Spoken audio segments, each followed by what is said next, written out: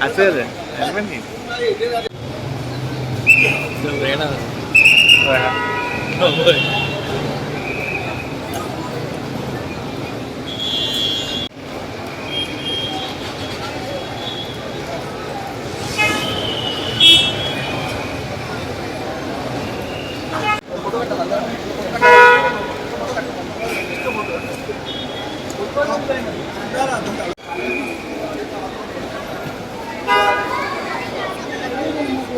Emergency situation at airport, and on this emergency situation we are just taking precautionary measure. We have deployed additional staff over here, and we are watching the activities over there.